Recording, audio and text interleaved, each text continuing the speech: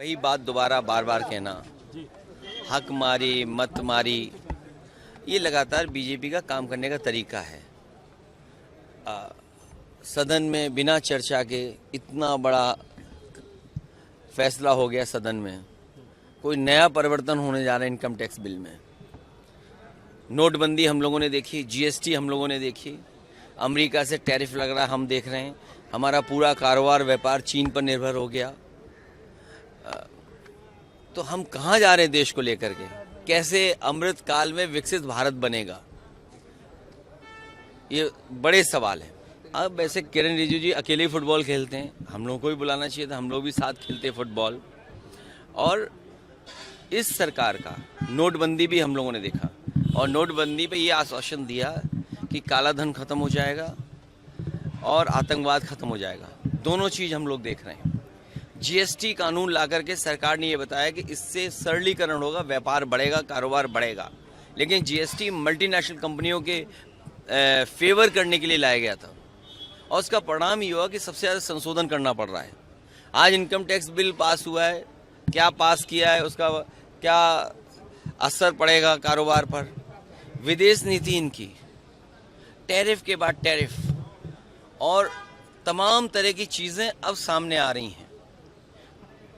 चीन पर हमारा पूरा कारोबार निर्भर है, तो क्या संशोधन हम कर रहे हैं? क्या जीएसटी से संशोधन किया जिससे व्यापार बढ़ गया? क्या हमने नोटबंदी के बाद फैसले लिए जिससे हमारे व्यापारी और आम लोगों को लाभ पहुंचा हो? कोविड टाइम के समय जो परेशानी आई, यहाँ कोई पत्रकार ऐसा नहीं होगा जिसका उसके बाद वेतन बढ़ा हो। जो कम हुआ वो आज भी वैसा ही है। तो क्या लाभ मिला?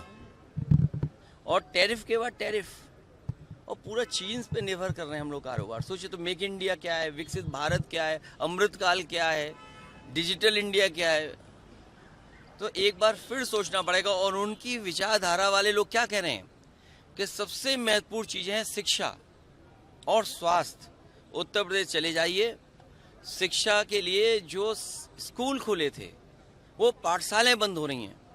इस देश में न जाने कितने लोगों ने राज किया होगा, किसी के राज में पढ़ाई पर इस तरह के केस दर्ज नहीं हुए होंगे।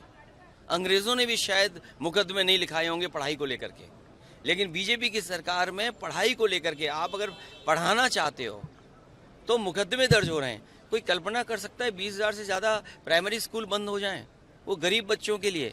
तो अगर गरीब बच्चे नहीं पढ़ेंगे तो हम कितने भी इनकम टैक्स के बिल ले आओ, इससे कौन सी खुशहाली आने वाली है?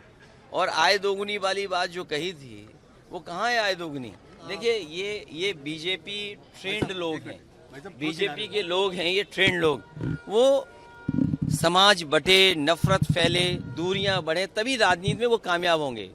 अंग्रेजों ने जो डिवाइड एंड रूल की पॉलिसी बनाई थी, जो दल अंग्रेजों के बनाए हुए हैं, जो विचारधारा अंग्रेजों की बनाई हुई है, उसी विचारधारा पे ऐसे लोग चल रहे हैं।